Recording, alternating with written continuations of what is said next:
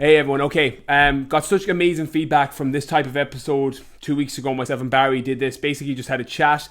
So we're going to do another episode like it. A little bit of lifestyle stuff, a little bit of Q&A stuff that came in via Snapchat, and just kind of basically kind of things that are on my mind and on Barry's mind. So just Barry is from O'Sullivan Fitness on Facebook. So if you're not following him, go check him out. What's your Snapchat? BO Sully92. BO Sully92. So if you're not following his Snapchat, make sure to follow his Snapchat. He's normally at the house here. He's normally doing different things, just eating and training. But basically what we're going to talk about today's episode is Barry just did his first show. So he did incredible there at the weekend. You can see it in his face, all sucked in his face. So if you check out his Facebook, you'll see all his photos, him just being absolutely shredded for a men's physique competition. How did you do? Third place. Third place. In a really good category. Like, the standard is incredible. It's only when you go to these shows you realise the standard. When you're standing beside these guys and you see them under the lights, you're saying, wow, it's incredible. Like, that's it. And the thing is with competing, again, for some of you that don't know my background, that was my life for a long time. I was in that entire world. I went and won my pro card. Then I went and did the world in Las Vegas. And that was very much a part of my life for a while. And certain things happened. Obviously, the birth of my daughter and my whole philosophy in life changed. I went away from that scene. Like, I helped Barry prep for his show as I help a couple of other really close friends, but I'm largely out of that side of the industry. But that being said, the way Barry prepped for his show is what we're going to kind of talk about today, because people think, and I had a talk with the owner of my gym, and it was funny, after 20 minutes of the conversation, he was like, I never thought about contest prep that way, because I have a very, very different kind of philosophy towards it. Barry basically decided, when did you decide to do the show? About 2.5 weeks ago. Yeah, about 2.5 weeks from the show. We were getting him ready for a photo shoot. I talked about it in the video today about how it's really important to have something to train for, have a target, because that's what keeps the motivation high. But the reality is, I'm not a massive fan of people prepping for shows unless it's for the right reason. There's a lot of body dysmorphia. There's a lot of unhealthy food relationships that people in the fitness industry, and I get it, and I can say this as somebody that was there and had those unhealthy relationships and had that mild body dysmorphia, and you can, having come out the other side of it now, it really pains me to see people going into it for the wrong reason. Barry basically was just prepping for a photo shoot and was living a certain lifestyle that allowed him to get ready for a show in 2.5 weeks. My head trainer, Paul, who's Paul Dermody on Facebook, was very similar. He happened to be really lean last year for a show 3-4 weeks before the show, and we decided to put him into it. I feel that's the best way to come at it. People will say you need 16 or 20 weeks, and that's fine. And again, I'm offering this purely as somebody that's outside of that world now, because I don't do contest preps for people. I'm not in that side anymore. It's purely to give a little bit of perspective on it, that there is another way to do things. Like, how long have you been seriously dieting for your photo shoot? You've done a few weeks for your photo shoot. I cut out sugar completely about 10-11 weeks ago now. Yeah. And the difference that made straight off the bat was huge, from a fat loss perspective. What was the first thing you noticed when you cut sugar? This is always interesting. So if you're thinking of cutting sugar. For me, just my energy. Yeah. Because I just noticed there was a steady line of energy. I wasn't up and down because, I wasn't spiking my insulin levels. My blood sugars were stable throughout the day. So I was getting my good energies from fats, protein, and the good carbohydrates I was in. So straight off the bat, even the nights there where I wasn't getting much sleep, 4 or 5 hours sleep, I could still go all day. So straight away, energy. But just the results came faster. Definitely, you started to lose that body fat that you can't seem to shift so much faster. That's from listening to you, from getting that advice off you. That's pretty much the difference. Well, anyone that's worked with me, and you get this because you've kind of worked with me in kind of the friend, client, mentor capacity. Yeah. But anyone that's in any of my programs online, the first thing I do is balance blood sugars. I mentioned that in my Snapchat Q&A. So if you're not following my Snapchat, BrianK019, make sure you're on there, because I open it every day for an hour, Monday to Friday, and you can ask me questions back and forth. But the first thing that I do is I balance people's blood sugars. For one reason, it balances out energy levels. So if the more balanced your energy is, the more you can put into your training, because you're going to feel better. But on the flip side of that too, and we're going to come to that with you now, is when you start to balance blood sugars and cut out, particularly sugar is one, but different processed ingredients, sweeteners, artificial flavors, preservatives. what happens is your body stops getting cravings. You stop getting the negative feedback loop in the brain. But a lot of these sweeteners and preservatives and stuff have responses in the body from a hormonal level that will mimic insulin in the brain, which will give you a really bad craving, because your body thinks when you have an artificial sweetener, or it thinks it's getting sugar. So what happens is you don't get that insulin release, and your body and hormones go completely out of whack. So one thing, keeping blood sugar stable is important for energy levels and energy throughout the day, but then cutting out artificial flavors, sweeteners, completely can get rid of your cravings. Like, did you find that? Yeah, definitely. I mean, the first 2 weeks, you'd be lying if you said it wasn't tough. You're smelling food more, and you're kind of like, oh, I wouldn't mind that. But definitely, it just kills the craving so much more, because your body isn't expecting it like it used to. It's not like getting that sugar like it used to, and then kind of relapsing back off it. It doesn't have it anymore, so it doesn't rely on it. And again, that has that knock-on effect with energy. You feel so much better throughout the day. Yeah, but that's key. Like, the reality is, again, anyone following me long enough, this is your first time ever watching any of my videos, you're gonna be like, what the fuck is that lad on about? But anyone's been following me a while, you know that my whole life took a massive directional turn 12 months ago, 18 months ago, when my daughter was born, and everything went towards a kind of a health aspect. All my decisions were now based on what's going to make me healthy, what's going to give me higher vitality, what's going to make me achieve more things so I can support my family. Like, that's where it all changed.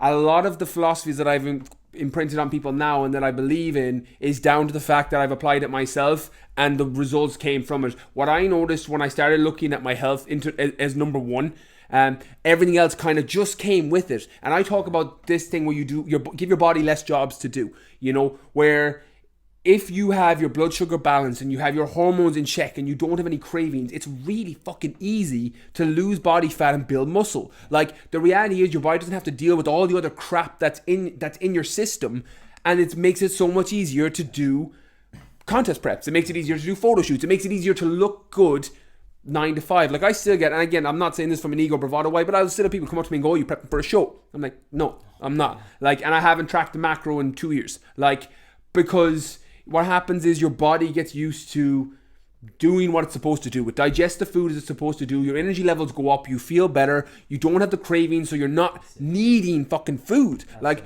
I put it up on my Snapchat earlier when somebody was asking me about cravings. They're like, how often do you have a cheat meal? And I was like, well, I don't have any cheat meals now. I'll just have what I want when I want it. But what happens, and this is a feedback, a lot of the testimonies are starting to come back from my online program, and in nearly every single one, the first thing that everybody has said is their energy levels are up. They're like, I can't believe how much energy I had over the last 6 weeks. The second thing is people saying they've no cravings.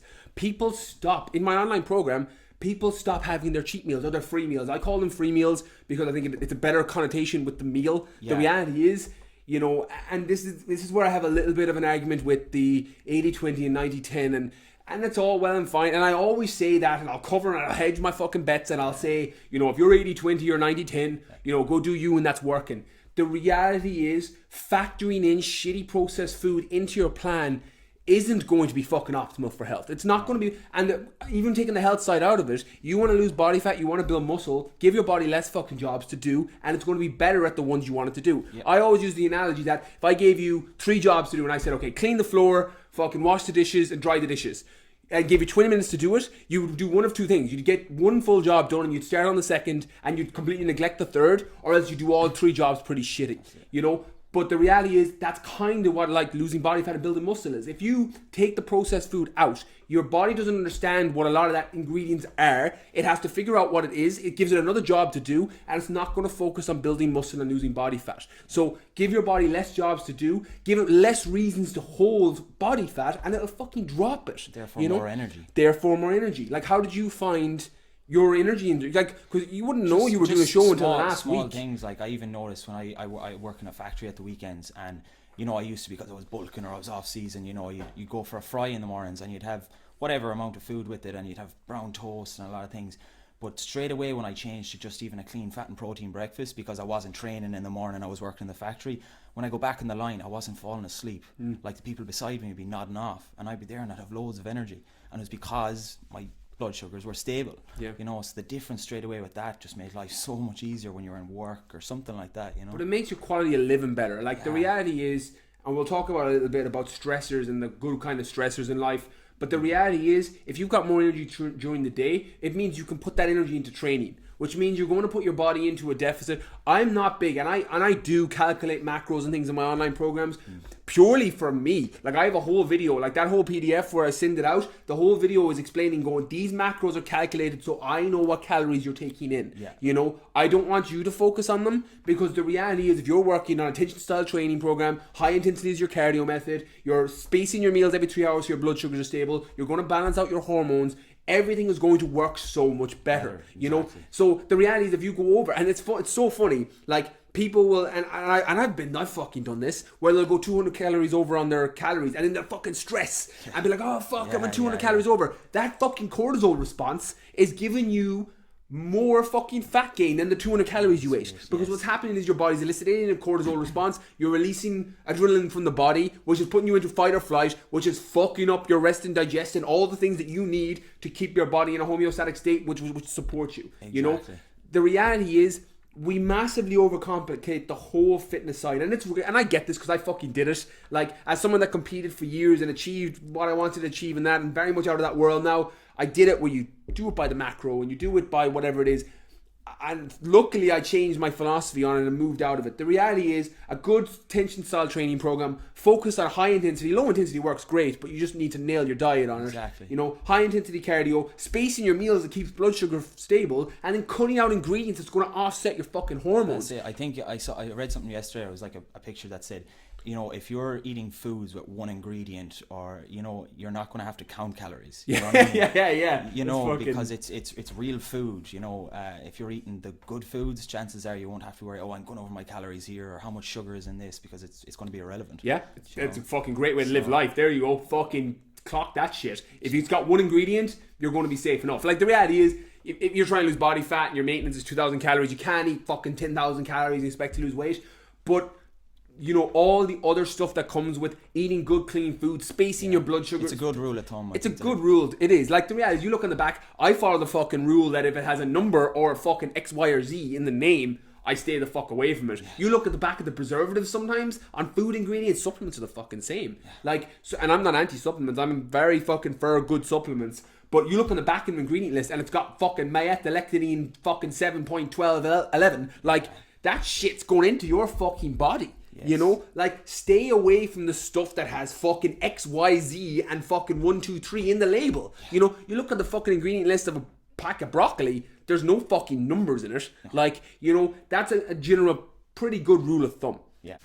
Okay, so basically the take home message is, don't overcomplicate things, you know, and you will, and trainers will tell you, some great trainers, and it's not a knock on trainers, they'll count every macro, count every calorie, and that does work. You know, like, it will work if you eat your maintenance. So someone asked me a great question today, it's going up on the podcast Monday week, going, this is a great fucking question. She was like, can I build muscle eating processed food and sugary foods if my macros are on point? And I literally had to split the question. I said, okay, I'm literally going to split this question. I'm going to look at it from a science point of view, and then I'm going to look at it from a health point of view. I was like, the reality is, and it's fucking true, the reality is, from a scientific point of view, you can include processed foods, you can include sugary foods, you can have fucking Cocoa Pops post-workout, you can have fucking Mawam fucking bars into workout, and factor it in, and that will work, because scientifically, technically, calorie balance, calories in, calorie out. But the reality is, from a fucking body composition, a hormonal point of view, and a health point of view, that's not going to fucking support you. No. That's not going to help. Like, again, and I've sent people away. Like, if people will come and they're like, oh, I want you to do every macro, whatever, I'm like, I am not the person. My online program is not for you. Yeah. You know, I will tell people my idea is to fix your health. I'll fix your relationship with food. I will give you a so much better relationship with food, because you're able to reduce cortisol, you're not stressing about it, and you're going to get your deficit from your training, you're going to build muscle from your training, and have your healthy, clean foods your body fucking understands.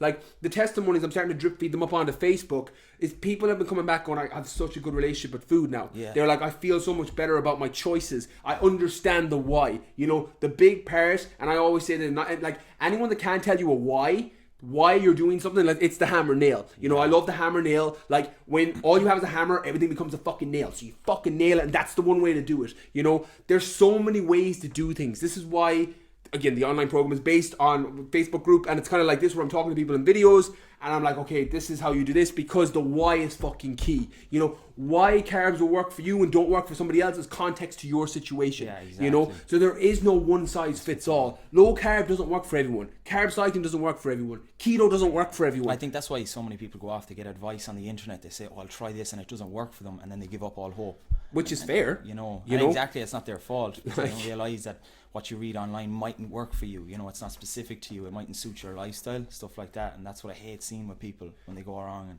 then they just give up all hope. They say, oh, this isn't going to work. But that's the thing. You see, the reality is you're better off, you know, having a person. You know, I always say, and I've said this with Paul and you and people, even the people you follow and stuff on social media, I'm like, have a guy or a girl or two people that you follow, and that's the fucking way, like, because otherwise you get crowded with all this fucking noise, like, and conflicting information. Oh, it's like, fucking it just and that. And you have one person saying this, another person saying that, and sometimes it's not coming. I had a question in my group Q&A today about somebody was asking about the supplement. She was like, oh, can I use this protein supplement because this girl put it up on her Instagram and she said it's the one she uses. I'm like, she's getting fucking paid to do that. Yeah. I'm like, that is what, like, I can say this, you know, having gone down the sponsored athlete route and all of that, and they were amazing. My sponsors were amazing, and the sponsors are great. But the reality is, the majority of people that are sponsored athletes saying will buy this product are getting fucking paid to do that. That is part of the sponsorship. Because she was like, oh, but this girl said she used it. I was like, she might not. She might.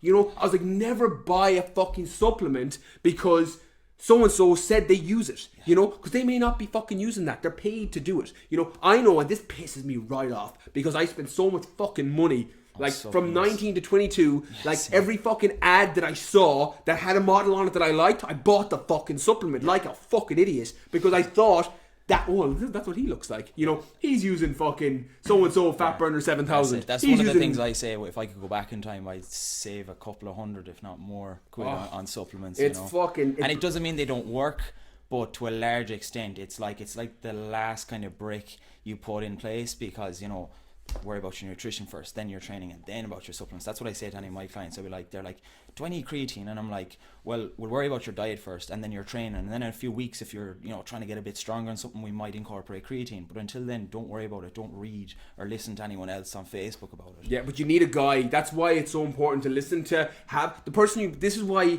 sometimes I say, people, the reality is, never go to somebody by price, go by fucking value. You know, because if you invest, like, and I've said this, it's so funny because I've had people come to me and they're like, well, I spent so-and-so on personal training, and I'm like, why if I work with your team? I was like, you went and worked with that person, you spent €300 or €400, and now you're coming to me and you have to spend more fucking money because I'm trying to fix what they fucked up. Yeah. Like, and that's not, I'm not, because there's some amazing trainers out there. There's some not amazing trainers, you know? So have a guy or a girl that you trust. That, I mean, you might not agree with any of my, like, the reality is, if you're an IFFYM or whatever the fuck, and you want to have Cocoa Pops post-workout and have your Mawams intra-workout and all these things, I'm not the guy for you. Yeah. You know, there's other great trainers out there who will incorporate those things. You know, your vibe attracts your tribe. I put out my philosophy towards things because it's what I use and it's what I use with people, and that will attract that type of person. And I've sent people away and go, look, I'm not your best fit, you know. The same way as people will come to me for the contest preps and stuff because they'll see your fucking photos like from coming third, and they'll see other people and they'll be like, oh, and I'm like, it's not my thing.